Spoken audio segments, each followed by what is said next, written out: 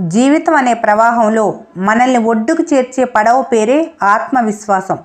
అందులో అతి విశ్వాసం అనే చిల్లు పడకుండా చూసుకోవటమే మన బాధ్యత. లేకపోతే మునిగిపోతాం.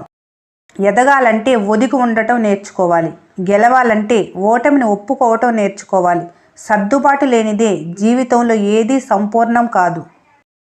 ఒక చిరునవ్వు స్నేహాన్ని మొదలు పెడుతుంది. ఒక మంచి మాట శత్రుత్వాన్ని అంతం చేస్తుంది.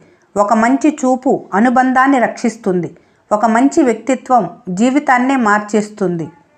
నా వల్ల కాదు అనే భయం మనసులోంచి తీసివేసినప్పుడే విజయానికి మొదటి అడుగు పడుతుంది.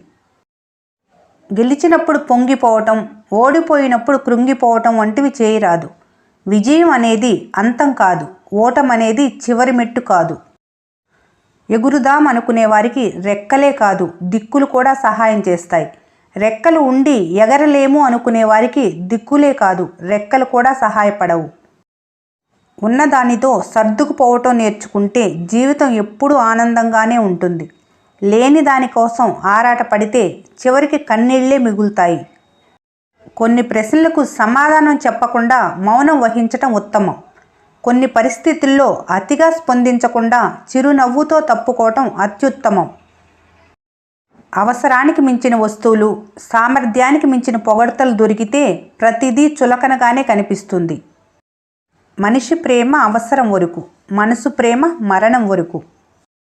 గొప్పవాళ్ళందరూ మనవాళ్ళైతే బాగుండు అనుకుంటాం, కానీ మనవాడు గొప్పవాడైతే తట్టుకోలేం.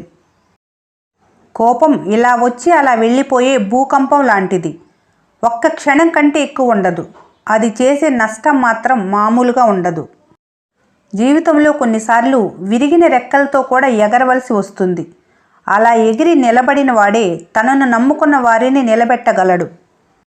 నిజం చెప్పే ధైర్యం ఉన్నోళ్ళకి ఒంటరితనాన్ని ఎదుర్కొనే శక్తి కూడా ఉండాలి.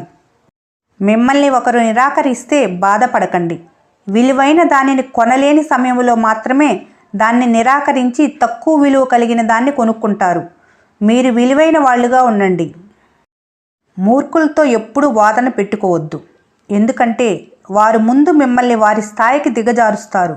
ఆ తర్వాత వారికి ఉన్న అనుభవంతో మిమ్మల్ని ఓడిస్తారు. గౌరవం అనేది మన వ్యక్తిత్వానికి అతి ముఖ్యమైన పెట్టుబడి లాంటిది.